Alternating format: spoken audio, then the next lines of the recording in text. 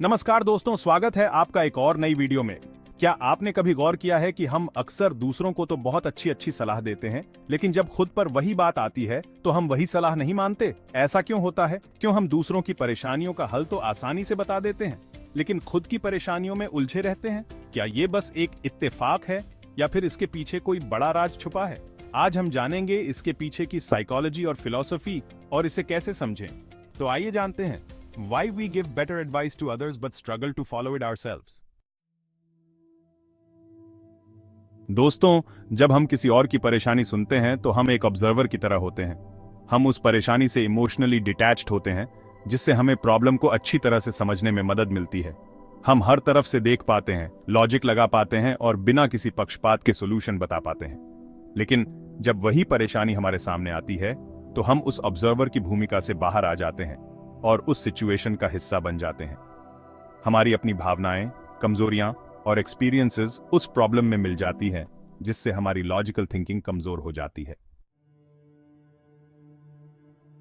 जब हम किसी स्ट्रेसफुल सिचुएशन में होते हैं तो हमारा दिमाग फाइट और फ्लाइट मोड में चला जाता है। उस समय हमारा इमोशनल सेंटर, जिसे एमिग्डाला कहते हैं, एक्टिव हो जाता है। एमिग्डाला का काम होता है खतरे को पहचानना और उससे बचने के लिए तुरंत एक्शन लेना।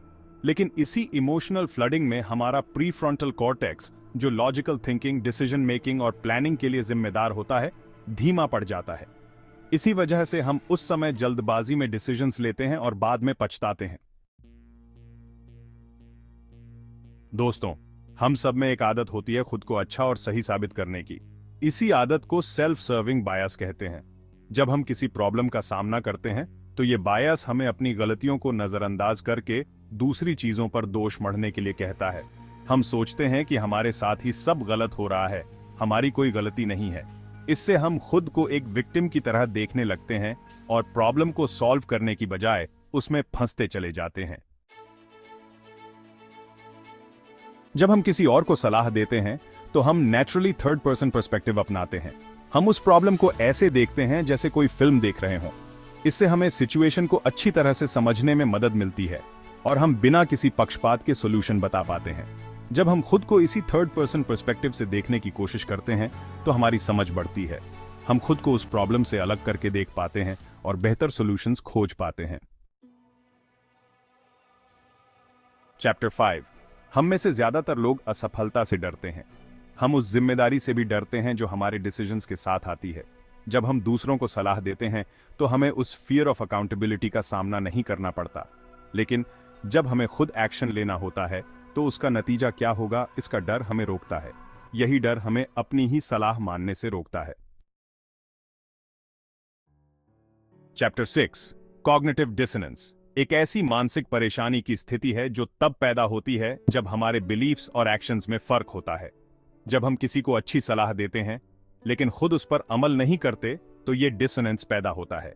इस डिसोनेंस को कम करने के लिए हमारा दिमाग तरह तरह के बहाने बनाने लगता है। हम खुद को समझाते हैं कि हमारी सिचुएशन अलग है या फिर हमारे पास चीजों की कमी है। चैप्टर 7। दोस्तों, खुद को बेहतर सलाह देने के लिए सबसे पहले तो हमें सेल्फ अवेयर होना होगा। अपनी अच्छाइयों और कमजोरियों को समझना होगा, अपनी भावनाओं को पहचानना होगा और उन्हें कंट्रोल करना सीखना होगा। थर्ड पर्सन टेक्निक का इस्तेमाल करें। खुद को एक बाहरी व्यक्ति की तरह देखें। अपनी भावनाओं को डायरी में लिखें। गहरी सांस लें, शांत होकर सोचें और हाँ, कभी कभी किसी जानकार से बात करने में भी न हिचकिचाएं। आउटरो तो दोस्तों, ये थे वो कारण जिनकी वजह से हम दूसरों को तो बहुत अच्छी सलाह दे पाते हैं लेकिन खुद पर लागू नहीं कर पाते। सेल्फ अवेयरनेस, इमोशनल कंट्रोल और ऑब्जेक्टिविटी की मदद से हम खुद को भी बेहतर सलाह देना सीख सकते हैं। याद रखें, जिंदगी एक सफर है, एक सीखने का सिलसिला। हर दिन, हर पल हमें खुद को बेहतर बनाने के मौके मिलते हैं। जरूरत है तो बस खुद पर भरोसा करने की और आगे बढ़ते रहने की।